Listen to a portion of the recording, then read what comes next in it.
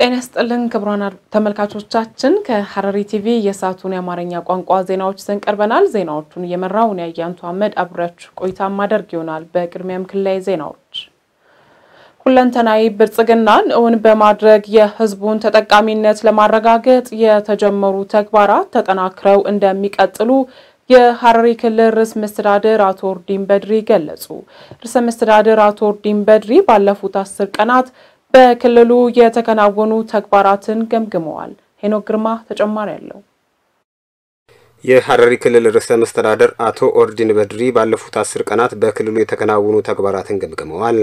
በዚሁም በክልሉ ባለፉት 10 ቀናት የተከናወኑ ተግባራት አፈጻጸም ሪፖርት ቀርቦ ውይይት የተደረገበት ሲሆን በተቋማትና ወረዳዎች የተሻለ አፈጻጸም ቢኖርም አዝጋሚ ስራዎች መኖራቸውን ርዕሰ መስተዳድሩ ገልጸዋል። በቀጣይም ጠንካራ ጎኖችን በማስቀጠል ድክመቶችን ቀርፎ ስራዎችን በጥራትና በፍጥነት በማከናወን የክልሉን ሁለንተናዊ ብልጽግናን በማረጋገጥ የህዝቡን ኑሮ ለመቀየር ይሰራል። በተለይም የብልጽግና ጉዞን ይበልጥ የሚያሳልጡ የልማት ስራዎች ግለታቸውን ጠብቀው እንዲቀጥሉ በማድረግ በሁሉም ዘርፍ የህዝቡን ፍትሃዊ ተጠቃሚነትን ለማረጋገጥ ይሰራል ብለዋል። በዚህም የኑሮ ውድነት፣ ሌብነት፣ መንደርተኝነት፣ ጠባቂነትና የጭቃ ቤትን ለመቀነስ በትኩረት ይሰራል ብለዋል። በሌላ በኩል ተረጅነት፣ የማይታረስ መሬት፣ ተፈናቃይነት፣ ኮንትሮባንድና ሽፍታን ለማስቀረት በትኩረት ይሰራልን ብለዋል። በሁሉም የገጠር ወረዳዎች የኮሪደር ልማት እንዲሁም በከተማ የምርት ማከማቻ የቱሪስት መዳረሻ ክልሉን ታሳቢ ያደረገ የእንስሳት ጤና ማዕከል፣ የመሶብ አንድ ማዕከል አገልግሎት፣ ስትራቴጂክ ኢንቨስትመንት፣ አግሮ ፕሮሰሲንግና የሽያጭ ማዕከል ግንባታ ይከናወናል። ምርታማነትን ለማጎልበትም ለኩታ ገጠም እርሻ፣ ለበጋ እርሻ፣ ለሌማት ትሩፋት፣ ለኢንዱስትሪ ማዕድንና ጂዲፒ ትኩረት ተሰጥቶ ይሰራል ብለዋል። የፋይዳ መታወቂያ 5 ሚሊዮን ኮደርስ ስልጠና የተጀመሩ የኮሪደር ልማቶችን በፍጥነት እንዲጠናቀቁ ትኩረት በመስጠት ይሰራል። የሲቪል ሰርቪስ ሪፎርም የአገልግሎት አሰጣጥን በማሻሻል ተቋማት ነፃና ገለልተኛ አገልግሎት እንዲሰጡ በተለይም በወረዳዎች የሚሰጡ አገልግሎቶችን ለማጉልበት እንደሚሰራም ገልጸዋል። በመድረኩ ላይ የክልሉ ከፍተኛና መካከለኛ አመራሮች ተገኝተዋል። በሐረሪ ክልል 20ኛውን የብሔር ብሔረሰቦችና ህዝቦች ቀንን ምክንያት በማድረግ ዲሞክራሲያዊ መግባባት ለህብረ ብሔራዊ አንድነት በሚል የፓናል ውይይት ተካሂዷል። በውይይቱ በዓሉ በክልሉ በሁሉም ወረዳዎች ከህዳር 25 ጀምሮ የህዝቦችን ወንድማማችነትና አንድነትን በሚያጠናክር መልኩ እንደሚከበር ተጠቁሟል። ዘገባው የባልደረባችን ትግስት በለጠ ነው። ሄኖክ ግርማ በዝርዝር ያቀርበዋል። ህዳር 29 የኢትዮጵያ ብሔሮች ብሔረሰቦችና ህዝቦች አንድነት፣ እኩልነት፣ ነጻነትና ሉዓላዊነት ያገኙበት ቀን ላለፉት ዓመታት በተለያዩ ሁነቶች ሲከበር ቆይቷል። የዘንድሮ 20ኛው የኢትዮጵያ ብሔሮች ብሔረሰቦችና ህዝቦች ቀን በክልል ደረጃ ለማክበር የሚያስችል የፓናል ውይይት ከተለያዩ ሴክተር መስሪያ ቤቶች ከተወጣጡ ሰራተኞች ጋር ተካሂዷል። የፓናል ውይይቱ ጽሑፍ ያቀረቡት የክልሉ ምክር ቤት አፈ ጉባኤ የህግ አማካሪ አቶ አምዲ መሐመድ በዓሉን ምክንያት በማድረግ ወንድማማችነትን የሚያጠናክሩ ስራዎች እየተሰሩ መሆናቸውን ገልጸዋል። በዓሉ ከህዳር 25 ጀምሮ በክልሉ በሁሉም ወረዳዎች ህዝባዊ ወንድማማችነትና አንድነትን በሚያጠናክር መልኩ የአቅመ ደካሞች ቤት እድሳት፣ የጽዳት ዘመቻ፣ የአንድ ወረዳ ነዋሪ ከሌሎች ወረዳው ነዋሪዎች ጋር የሚያቀራርቡ ተግባራትን በማከናወን ግንኙነቶችን በማጠናከርና ሌሎች የልማት ስራዎች በማከናወን ይከበራል ብለዋል። የፓናል ውይይቱ በህገ መንግስትና በፌዴራል ስርዓቱ ላይ በማተኮር የተሰጠ መሆኑን ገልጸዋል። በዓሉ በዘንድሮ ዓመትም ዲሞክራሲያዊ መግባባት ለህብረ ብሔራዊ አንድነት በሚል መሪ ቃል እንደሚከበር አቶ አምዲ ተናግረዋል።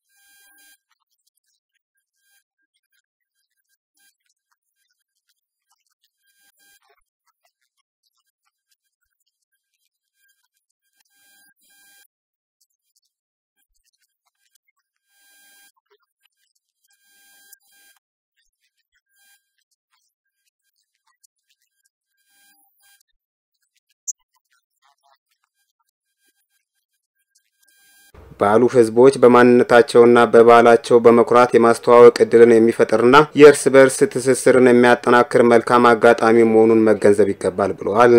ልዩነቶቻችንን እንደ ውበት በመውሰድ ከየትኛውም ጊዜ በላይ አንድነታችንና ወንድማማችነታችንን በማጠናከር ሊከበር ይገባልን ብለዋል።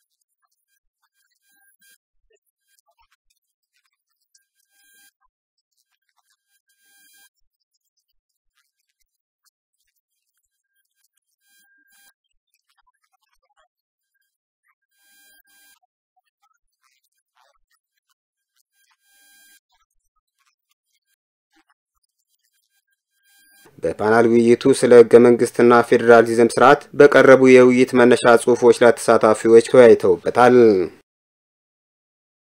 የ2018 የትምህርት ዘመን 12ኛ ክፍል ሀገር አቀፍ ፈተናን ሙሉ በሙሉ በኦንላይን ለማስፈተን ዝግጅት እያደረገ መሆኑን የሐረሪ ክልል ትምህርት ቢሮ አስታውቋል። ለገጠር ትምህርት ቤቶችም በአጭር ጊዜ ውስጥ ግብዓቶች የማሟላት ተግባራት እንደሚከናወን ቢሮ ገልጿል። ዘገባው የአርፋት ኡስማን ነው። ፍቃዱ በላይ ተጨማሪ አለው። የ2018 የትምህርት ዘመን 12ኛ ክፍል ሀገር አቀፍ ፈተናን ሙሉ በሙሉ በኦንላይን ለማስፈተን ዝግጅት እያደረገ መሆኑን የሐረሪ ክልል ትምህርት ቢሮ አስታውቋል። የሐረሪ ክልል የ12ኛ ክፍል ሀገር አቀፍ ፈተናን በኦንላይን በማስፈተን ደረጃ የተሻለ መሆኑን የገለጹት ከሐረሪ ብዙሃን መገናኛ ኤጀንሲ ጋር ቆይታ ያደረጉት የክልሉ ትምህርት ቢሮ ምክትል ኃላፊ አቶ ዘከሪያ አብዱልአዚዝ ዘንድሮ በክልሉ በሁሉም ገጠርና ከተማ ትምህርት ቤቶች በኦንላይን ለማስፈተን በቂ ዝግጅት እየተደረገ መሆኑን ተናግረዋል። ባለፈው ዓመትም የትምህርት ዘመኑ ያልተካተቱ የገጠር ትምህርት ቤቶችም መንግስት አስፈላጊውን በጀት በመደብ ለኦንላይን የሚያስፈልጉ ግብዓቶችን ማሟላት ላይ በቂ ዝግጅት እየተደረገ መሆኑንም ገልጸዋል። ዘንድሮ ላይ በክልሉ መንግስትም ደግሞ ለዚህ ተብሎ ደግሞ 100% ፈተናም ግብዓቱን ለማሟላት አንፃር የክልሉ መንግስት በጀቶልናል። ያንን መነሻ በማድረግ ገጠሩንም ለከተማውም በተሟላው መልኩ 100% የኦንላይን ፈተና እንዲፈተኑ ኦልሞስት ሂደት ላይ ነን። ቀጣይ በአንድ ሳምንት ሁለት ሳምንት ውስጥ በሚቻለው ያህል ኮምፒውተሮችን ግብዓቶችን አሟልተን ተማሪዎቻችን ካሁኑ የስነ ልቦና ዝግጅት እንዲያደርጉ የተለያዩ መድረኮች ደግሞ ኮምፒውተር ላይ ደግሞ ትሬኒንግ እንዲያደርጉ ካሁኑ ቅድመ ዝግጅት እያደረግንበት ያለበት ሁኔታዎች አሉ። በአሁኑ ወቅት በገጠር ትምህርት ቤቶች ላይ ለፈተና የሚረዱ ግብዓቶች በብዛት መሟላታቸውንም ምክትል ኃላፊው አስረድተዋል። የመብራት መቆራረጦች እንዳይከሰትም ከወዲሁ ከሚመለከታቸው አካላት ጋር እየተሰራ መሆኑን የገለጹት አቶ ዘከሪያ በቀጣይም ኮምፒውተሮችን በመግዛት ለሁሉም ትምህርት ቤቶች ተደራሽ እንደሚያደርጉም ገልጸዋል። በገጠር ያሉትን ከግብዓት አንፃር ቅድም በተጠቀሰው ከግብዓት ጋር ያለውን ኮምፒውተር ያለብን ጋፕ እንጂ በእርግጠኝነት የመምህራን ሃይስኩል ላይ የመምህራን ችግር የለብንም። ሃይስኩል ደረጃ ኤሌመንተሪ ደረጃ አለ። ከቋንቋ አንፃር የተለያዩ ችግሮች ከግብዓት አንፃር ከመጽሐፍት አንፃር የተወሰኑ ክፍተቶች አሉ በሶፍት ኮፒ በእጃችን ላይ ያሉት እንጂ ሃይስኩል ደረጃ ከግብዓት ከመምህራን ከአመራር ከኮምፒውተር ውጪ እንጂ ሁሉም ግብዓት የተሟላ ነው 100%። ግን አሁን ከኛ የሚጠበቀው ምንድነው አሳይመንታችን የሚሆነው እነዛን ተማሪዎቻችን አሁን ደግሞ ከ11 ወደ 12 ያደጉ ትምህርት ቤቶችም ዴይሊ ፎሎ አፕ የማድረግ መደገፍ ሱፐርቫይዘሮችን ተከታተል እንዲያደርጉ ጭምርና በሚቻለው ያህል የመብራት ክፍተት እንዳይኖርባቸው ከአይሲቲ ጋር ያለው ቁርኝነት ደግሞ የተሻለ መልኩ ገጠሩም እስከሆነ ድረስ ያለ ከቴክኖሎጂ አንፃር ግን ጥሩነቱ ሐረር ላይ ያለው አብዛኛው ከቴክኖሎጂ ጋር ግንኙነቱም ስላለ ኮምፒውተር የሚያስቸግራቸው ነገሮች አይኖሩምና የኮምፒውተር የማሟላት ችግር ነው ያለበት እንጂ እሱም ቀጣይ ላይ በ2-3 ሳምንት ውስጥ አሟልተን ገዝተን ለሁሉም ትምህርት ቤቶች የምናሟላ ይሆናል እንጂ በእርግጠኝነት የግብዓትና የመምህራን ሃይስኩል ላይ 12ኛ ክፍል ላይ ምንም ችግር የለም። ኃላፊው አክለውም በክልሉ 12ኛ ክፍል ሀገር አቀፍ ፈተና ተከታታይ ዓመታት ጥሩ ውጤቶች መመዝገባቸውን ጠቅመው የታዩ ክፍተቶችን በመሙላት በቀጣይ የተሻለ ውጤት ለማስመዝገብ በትኩረት እንሰራለንም ብለዋል። አምና ከዚህ በፊት በነበረው ውጤት ወይ 2016 ላይ በነበረው ውጤት ላይ ያላሰለፈ ትምህርት ቤት አልነበረም ያንን ውጤት ከማስተበቅ አንፃርና ዘንድሮ ደግሞ የሚፈተኑት ሁለት ከገጠር አንድ ከገጠርና አንድ ከከተማ የሚጨምሩትም መነሻ የምናረገው በከተማ ላይ የሰሩትም በግል ትምህርት ቤቶች ያለውን ኮምፓሬቲቭ ውጤቶች ቅርብ ባላንስ እንዲሆንና እርስ በራሳቸው ደግሞ ተሞክሮ እንዲወስድ እርስ በራሳቸው ደግሞ ከመቻቻል አንፃር የተሻለ ስራዎች ከኛም ይጠበቃል የኛም አሳይመንት ነው እንደ የቤት ስራ የምንወስራቸው ይሆናል ግን በሚቻለው ያህል ሪፎርም መነሻችን እነኚህን ክፍተቶች ለመሸፈንም ጭምር እስከሆነ ግብአት ጋር ያለው የነበረውን ክፍተት ክልሉ መንግስት ደግሞ ይሄንን መነሻ በማድረግ በጀት ስለበጀት ነው የተሻለ ውጤት እናመጣለን ብለን ገጠሩም ከተማም በተሻለ ውጤት ዘንድሮ ላይ ከፈጣሪ ጋር እናመጣለን ብለን የሐረሪ ክልል ፍርድ ቤቶች ከ2018 ዓ.ም ጀምሮ የተተገበረውን የዳኝነት አገልግሎት ለመወሰን በወጣው ደንብ ላይ የግንዛቤ ማስጨበጫ ስልጠናና ውይይት ተካሂዷል። ስልጠናው በየደረጃው ለሚገኙ የፍርድ ቤት ፕሬዝዳንቶች፣ ዳኞችና የጉባኤ ተሿሚዎች ተሰጥቷል። ናርዶስ ዳምጤ ተጨማሪ አላት። የክልሉ ፍርድ ቤቶች የዳኝነትን አገልግሎት ለመወሰን በወጣው ደንብ ላይ የክልሉ ፍርድ ቤት ዳኞችና ባለሙያዎች የግንዛቤ ማስጨበጫ ስልጠናና ውይይት አከናወኑ። ዜጎች ፍትህ የማግኘት መሰረታዊ መብታቸውን በማይጋፋ መልኩ ለሚያገኙት የዳኝነት አገልግሎት ተመጣጣኝ ክፍያ እንዲከፍሉ ለማስቻል የክልሉ ምክር ቤት ያወጣው የክልሉ ፍርድ ቤቶች የዳኝነት አገልግሎት ክፍያ መወሰኛ ደንብ ቁጥር 97/2017 ከመስከረም ወር 2018 ጀምሮ በክልሉ ፍርድ ቤቶች ተፈጻሚ መሆኑ ይታወቃል። በቅርብ ጊዜ ወደ ትግበራ የገባውን ደንብ አጠቃላይ ይዘትና አተገባበር በሚመለከት በክልሉ ዳኞች አስተዳደር ጉባኤ ጽፈት ቤት የተዘጋጀ ጽሑፍ ቀርቦ ሰፊ ውይይት የተደረገበት ሲሆን ከዳኞችና ባለሙያዎች ለተነሱ ጥያቄዎች ማብራሪያና ምላሽ ተሰጥቶባቸዋል። የዜጎች ፍትህ የማግኘት መብት ሳይጣበብ ደንቡን በአግባቡ ስራ ላይ ለማዋል እንዲቻል በትኩረት መሰራቱ የስልጠናው ተሳታፊዎች ገልጸዋል። በየደረጃው የሚገኙ የፍርድ ቤት ዳኞች፣ ባለሙያዎችና ሬጅስትራሮች በደንቡ ላይ በቂ ግንዛቤ እንዲኖራቸው በማድረግ የደንቡን ውጤታማነት ለማሳደግ መሰል የግንዛቤ ማስጨበጫ መድረኮች ጠቃሚ መሆናቸውን የስልጠናው ተሳታፊ ዳኞችና ሬጅስትራሮች ተናግረዋል። በግንዛቤ ማስጨበጫ መድረኩ በየደረጃው የሚገኙ የፍርድ ቤት ፕሬዝዳንቶች፣ ዳኞችና የጉባኤ ተሿሚዎች ተሳታፊ ሆነዋል። የተሻሻሉ የከብት ዝርያዎችን በማባዛት የስጋና የወተት ምርትን ለማሳደግ በሰው ሰራሽ ዘዴ የማዳቀል ስራዎች እየሰራ መሆኑን የሐረሪ ክልል ግብርና ልማት ቢሮ አስታወቀ። የሰው ሰራሽ የማዳቀል ስራው በሁሉም የክልል ወረዳዎች እየተካሄደ መሆኑን ቢሮ ገልጿል። ዘገባው የአደም ኢብራሂም ነው። ተጨማሪ አለ። በሐረሪ ክልል የተሻሻሉ የምርጥ ከብት ዝርያዎችን በማባዛት የወተትና ስጋ ምርትን ለማሳደግ በሰው ሰራሽ ዘዴ ከብት የማዳቀል ተግባራት በዘመቻ መልክ በክልሉ በሁሉም ወረዳዎች እየተካሄደ መሆኑን የክልሉ ግብርና ልማት ቢሮ ገልጿል። በቢሮው የእንስሳትና ሀብት ዳይሬክቶሬት ዳይሬክተር አቶ ኑሬ መሐመድ እንደተናገሩት ጊዜውን የሚመጥን ምርት ተደራሽነትን ለማረጋገጥ የተመረጡ የእንስሳት ዝርያዎችን ማምረት ወሳኝ መሆኑን አንስተዋል። ለወንድ ቃሎምሱ ወራ ቆማላ ማመቆሰደት ለወን ቆመቆ ተከ በ2018 ከ11000 በላይ ከብቶችን በአንድ ቦታ ላይ ለማዳቀል እየሰራን ነው። ፈኻራኒ ይልቀብኔ ይረጩ የኤረር ወረዳ አስተዳደር ግብርና ጽፈት ቤት ኃላፊ አቶ ረመዳን ኢድሪስ እንደተናገሩት ለዘመቻው ህብረተሰቡን ግንዛቤ ማስጨበጥ መስራቱን ገልጸው በዚህ ዓመት ከ2800 የሚበልጡ የከብት ዝርያዎችን ለማዳቀል እየተሰራ ስለመሆኑ አንስተዋል። ወበናውጂ ወልቀበቴ ቆናምቡላን ከኛ ዱራን የቀድሞ ዘሮች ከ3 እስከ 4 ሊትር ወተት ይሰጡ የነበረ ሲሆን አዲሶቹ ከ20 ሊትር በላይ ወተት ስለሚሰጥ ለማምረት እየሰራን ነው። አገልግሎቱ ይላሉ በተለያዩ ማዕከላት እየተሰጠም ሲሆን በክልሉ የተሻሻለ እንስሳት ምርትን ለማስፋፋት የተጀመረው ስራም ለማበረታታት ሙያዊ ምክሮችን እየሰጠን መሆኑን የወረዳው እንስሳት ሐኪም የሆኑት አቶ ኢብሳ ዩሱፍ ይናገራሉ።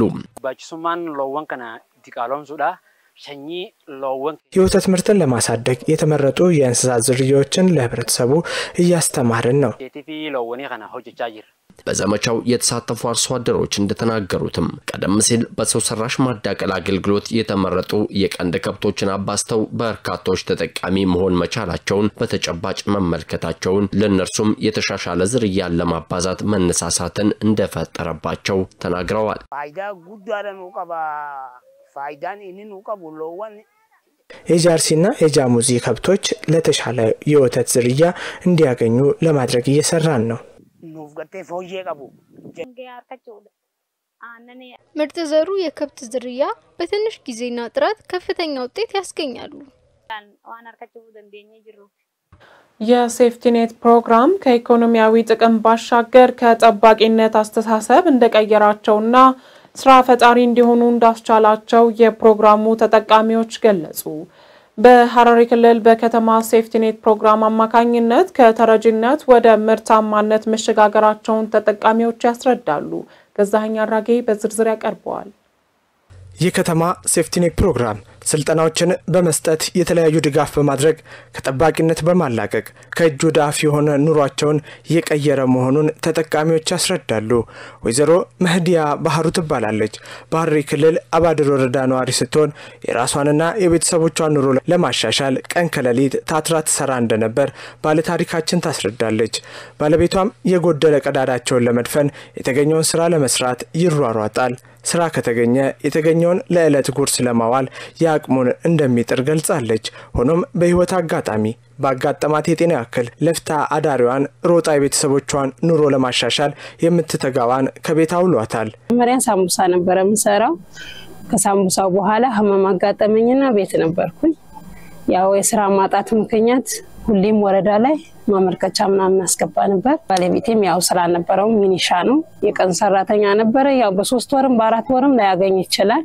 ቤት ማደስ ምናምን ግንባታ ያው በቃ አንድ አጥር ነገር ሽንት ቤት ነገር ምናምን ለመስራት ነው የሚጠሩት። ግን ያው በወርም በ2 ወርም ላያገኘው ይችላል። ይህ ከባድ ፈተና ለማሻገር በተደጋጋሚ በመትኖርበት አባድር ወረዳ በጠየቀችው ድጋፍ በወረዳው ሴፍቲኔት ፕሮግራም ተጠቃሚ መሆን እንደቻለችም ታብራራለች። ይህ ፕሮግራም ትላለች ወይዘሮ መህዲያ ባህሩ ስልጠናዎችን በመስጠት ከጠባቂነት አስተሳሰብ ተላቅቄ በአካባቢ ያለውን የስራ ዕድል እንድመለከትና በቀላሉ ተጠቃሚ እንድሆን አስችሎኛል ስትል ትገልጻለች። በአሁኑ ሰዓት በተደረገላት የምርጥ ዘርና ተራቢ ፍየሎች ከባለቤቷ ጋር በከተማ ግብርና ተሰማርታ እየሰራች ትገኛለች። ያው እነሱ በማጥናት ይሄን ስራ መስራት ይችላልሽ ሲሉኝ ባለቤቴም መስራት እንደሚችል የዚህን አመቻቹልኝ። ፍየልም ሰጡኝ፣ ዶሮም ሰጡኝ።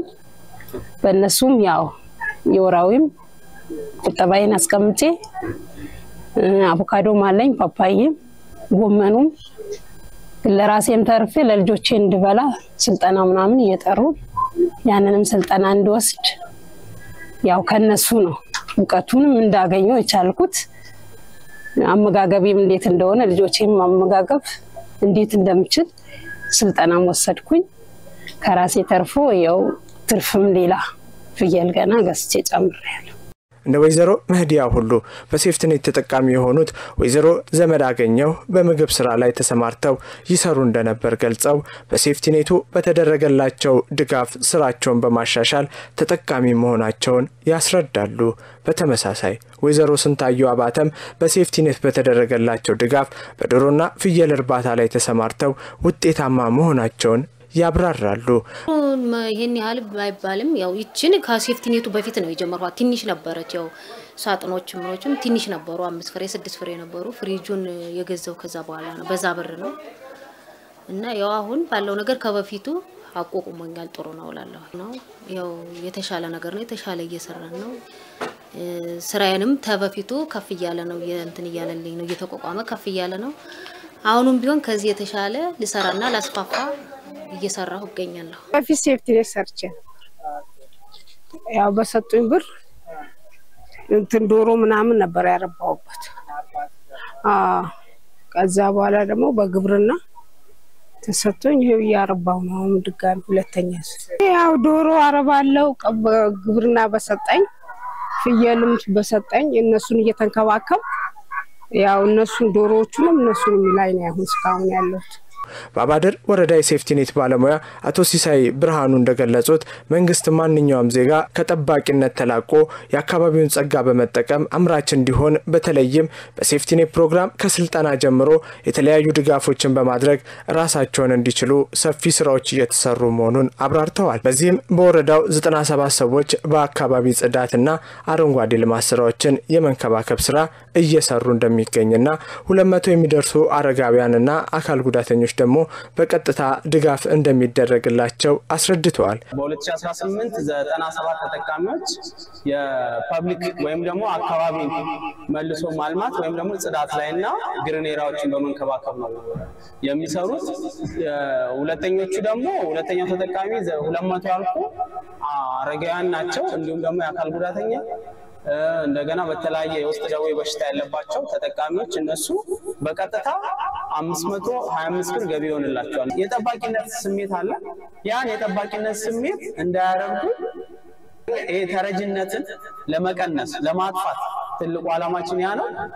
ፕሮግራሙ በዋናነት የኑሮ ሁኔታን የማሻሻልና የጠባቂነት አስተሳሰብን ለመቀየር ያለመ መሆኑ ተጠቁሟል።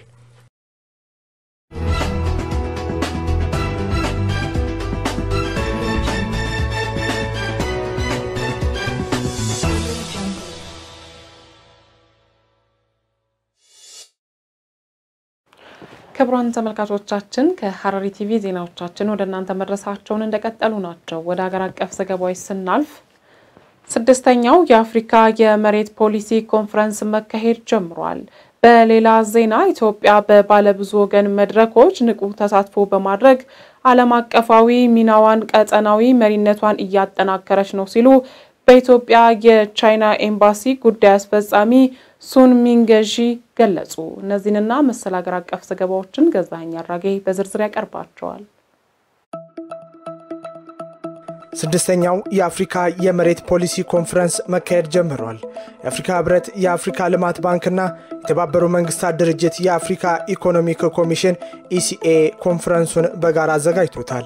ባርነት፣ የቅኝ ግዛት ዘመን መሬት የመንጠቅ ተግባርና በዘር ምክንያት መሬት ከማግኘት መገለል በአፍሪካውያንና ትውልደ አፍሪካውያን የመሬት መብቶች፣ ሀብት አጠቃቀምና እኩልነት ላይ ያሳደራቸውን አሉታዊ ተጽዕኖች ላይ የጋራ ግንዛቤ በመፍጠር ችግሩን በዘላቂነት መፍታት በሚቻልበት ሁኔታ ላይ ውይይቶች ይካሄዳሉ። በመሬት አስተዳደር ፍትህና ካሳ ያሉ ውይይቶች ማጠናከርና ፖሊሲ ተኮር ምላሾችን መስጠት ሌላኛው የኮንፈረንሱ ዓላማ ነው። በኮንፈረንሱ የመሬት ፖሊሲ፣ የመሬት ፍትህ፣ የማካካሻ ፍትህና የመሬት ባለቤትነት በተመለከተ ጉዳይ ላይ የፖሊሲ የህግና ተቋማዊ ምክር ሐሳቦች ይቀርባሉ ተብሎ ይጠበቃል። የአፍሪካ የመሬት ፖሊሲ ኮንፈረንስ በየ2 ዓመቱ የሚካሄድ ሁነት ነው።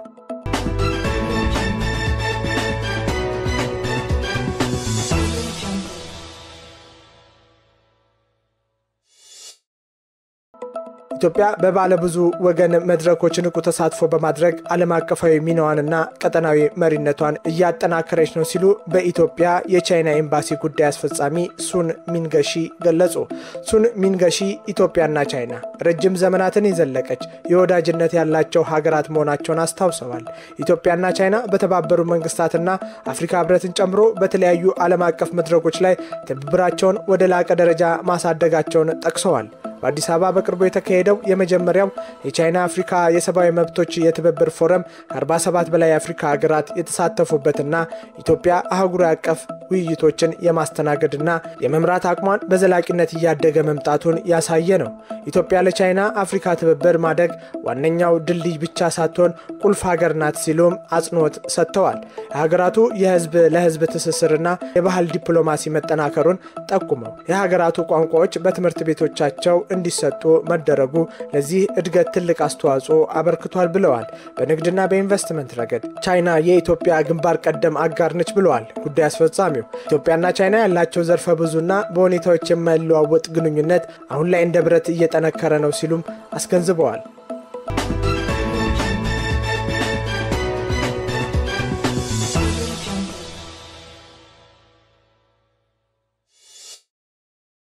የዘንድሮው የኢትዮጵያ ብሔር ብሔረሰቦችና ህዝቦች ቀን ወንድማማችነትና ብዝሃነት በይበልጥ በሚጠናከርበት መልኩ እንደሚከበር ምክር ቤቱ አስታውቋል። 20ኛው የኢትዮጵያ ብሔር ብሔረሰቦችና ህዝቦች ቀን ዲሞክራሲያዊ መግባባት ለህብረ ብሔራዊ አንድነት በሚል መሪ ሐሳብ በአገር አቀፍ ደረጃ ህዳር 29 ቀን 2018 ዓ.ም በማዕከላዊ ኢትዮጵያ ክልል አስተናጋጅነት ይከበራል። የክልሉ የብሔረሰቦች ምክር ቤት ጽሕፈት ቤት ኃላፊ ለምጃቦ እንዳሉት ቀኑን ምክንያት በማድረግ የደም ልገሳ፣ አቅመ ደካሞች ከተሞችን ማገዝና ለአቅመ ደካማ ወላጅ ልጆች የትምህርት ቁሳቁስ ማሰባሰብን ጨምሮ ሌሎችም የበጎ ፍቃድ አገልግሎቶችም እንደሚከናወኑ ጠቁመዋል።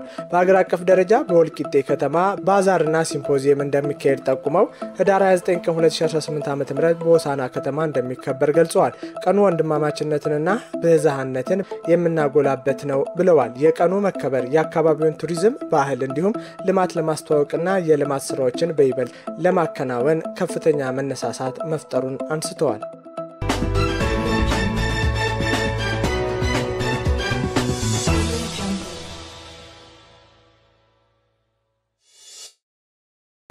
በአማራ ክልል ከደረሰው የሰሊጥ ምርት እስካሁን ከ97 በመቶ በላይ የሚሆነው ተሰብስቧል አለ የክልሉ ግብርና ቢሮ። የቢሮው የህዝብ ግንኙነት ኃላፊ አምሳሉ ጎባው እንዳሉት 550465 ሄክታር መሬት በሰሊጥ ዘር የተሸፈነ ሲሆን ከዚህም ውስጥ እስካሁን 536961 ሄክታሩ ተሰብስቧል።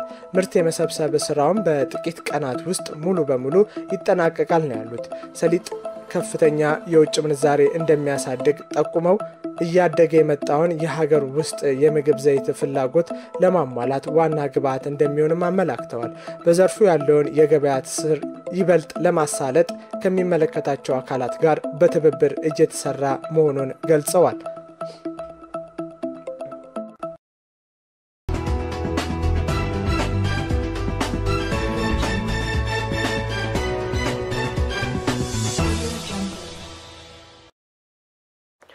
ወደ ዓለም አቀፍ ዘገባዎች ስናልፍ በኢራን ዋና ከተማ ቴሄራን ከባድ የውሃ እጥረት ድርቅ መግጠሙ ተነገረ። የኢራን ፕሬዝዳንት አገሪቱ ያጋጠማትን ድርቅ ተከትሎ ቴሄራንን ለቀን መውጣት ሳይኖርብን አይቀርም ብለዋል። ዘገባው የቢቢሲ ነው። ባህር ጠንክር በዝርዝር ያቀርበዋል። ኢራን በተለይም ዋና ከተማዋ ቴህራን ታይቶ የማይታወቅ ድርቅ ማጋጠሙን ተከትሎ ፕሬዝዳንቱ ቴህራንን ለቀን መውጣት ሳይኖርብን አይቀርም ብለዋል። በኢራን የጣለው ዝናብ መጠን እጅግ ዝቅተኛ በመሆኑ የውሃ ማጠራቀሚያዎች ባዶ ናቸውም ተብሏል። ባለስልጣናቱ ቀውሱ እየጨመረ በሄደ ቁጥር ዜጎች ውሃ እንዲቆጥቡም ተማጽነዋል። ፕሬዝዳንት ማሱድ ፔሽኪያን በቅርቡ በቂ ዝናብ ካልጣለ በቴህራን ውሃ ማከፋፈል እንደሚጀመርም ተናግረው ነበር። ነገር ግን የውሃ እጥረቱን ለመቅረፍም በተራ ማከፋፈል ብቻ በቂ ላይሆን እንደሚችልም ተናግሯል። ፔሽኪያን ማከፋፈሉ ካልተሰራ ቴህራንን መልቀቅ ሊኖርብን ይችላል ሲሉም ተናግሯል። የፕሬዝዳንቱ አስተያየቶችም በኢራን ጋዜጠኞችና በማህበራዊ ሚዲያ ላይ ትችትን አስተናግዷል። የቀድሞ የቴህራን ከንቲባ ጎላም ሁሴን ካርባቺን ሐሳቡን ቀልድ ሲሉ አጣጥለውት ቴህራን ለቆ መሄድ ምንም ትርጉም የለውም ብሏል። የኢራን ሜትሮሎጂ ባለስልጣናትም በሚቀጥሉት 10 ቀናት ውስጥ ምንም ዝናብ እንደማይጠበቅም ተናግሯል። ይህ በእንዲህ እንዳለም የውሃ ችግር በዋና ከተማዋ የዕለት ተዕለት ኑሮ ላይ ተጽዕኖም እያሳደረ ይገኛል።